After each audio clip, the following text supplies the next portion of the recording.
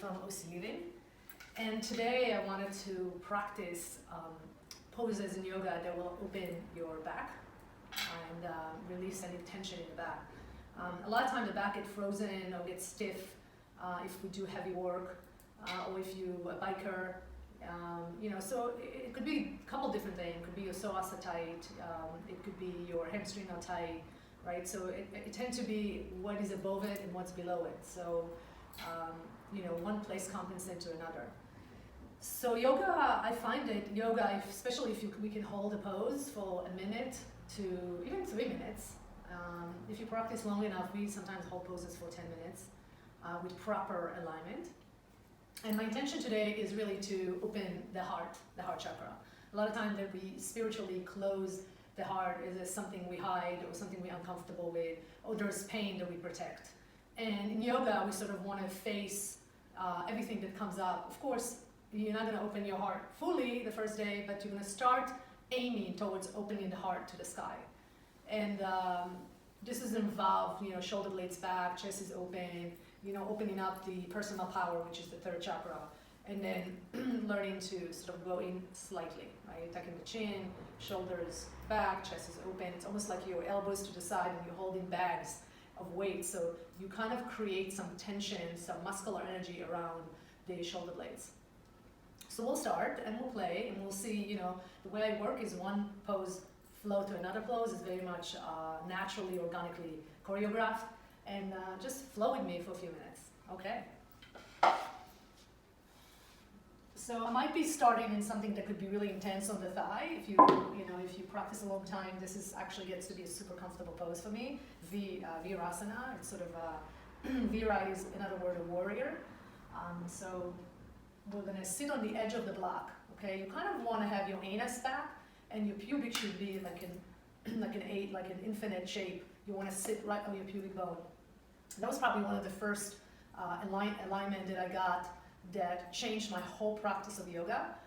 I have to thank my teacher Naveen, who definitely, I came to her in my 20s, and she was teaching us probably for 10 years just how to sit properly, and where the pose is coming from, and what's your focal point, what are you thinking on as you practice, right? So, and it creates a really loose hips, and think about if your hips are loose and all the muscles that are around it, from the piriform to the TFL to the psoas, if they are more supple and relaxed, as an athlete, your bounce will be lighter and therefore less risk to get injuries.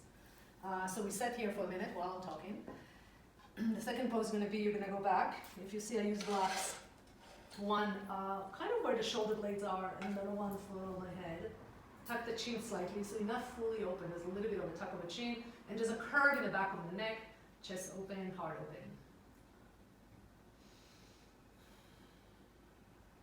And it feels really vulnerable, this pose, like you're super exposed. It's also intense on the thighs, so if this is a lot for you, you can put a block underneath and lift your sit bone, scooping the tailbone, lifting the belly, and opening up the groin, right? If you're more of a loosey-goosey, you can just relax your glute to the floor. And, after a while, this pose becomes so meditative. It's sort of calming the nervous system, the back of the head, there's a meditation spot. So it gets you super grounded. So I want you to get to a place where you're gonna say to me, this pose, it's like my favorite pose. This is what we wanna get to. And it will take time. And like my teacher said, bones are mostly water, and we can't forget that. If bones are water, we can manipulate them, right? It's not, stagnant. Good. Another one we're gonna do is, we're going to go into all four. We're going to bring the right leg forward, left leg back. And I like to create boundaries in my yoga practice, especially if I want to go really deep. If I have the boundaries, I tend to go deeper. So 90 degrees. And you have the block here sort of to create some boundaries. And I think the cat like it. I have like two of them here. How cool is that? You can go deeper if you want and take your hand back. So you're aiming to open the area of the groin right here, and you're probably gonna hit the psoas big time, right? The psoas coming from here up into the back, all the way to the front. You release your psoas, you release your hips, you release your lower back. Good, and you'll switch side.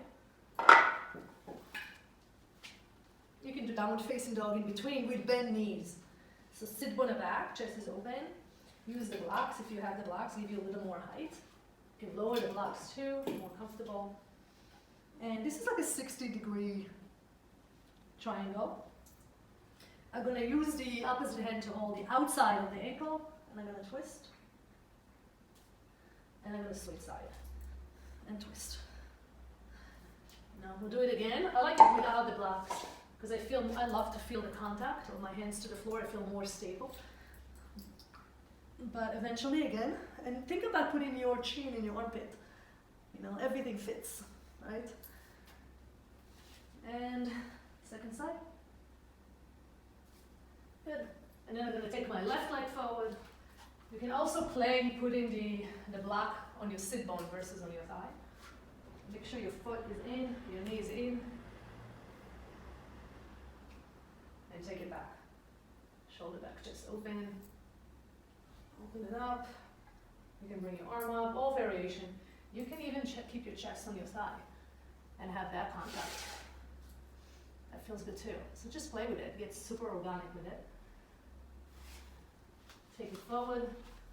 Come in, bring a block between your thigh. Come into chair pose. You can hold your opposite elbow. Give me flat back, like you have a hati on your back.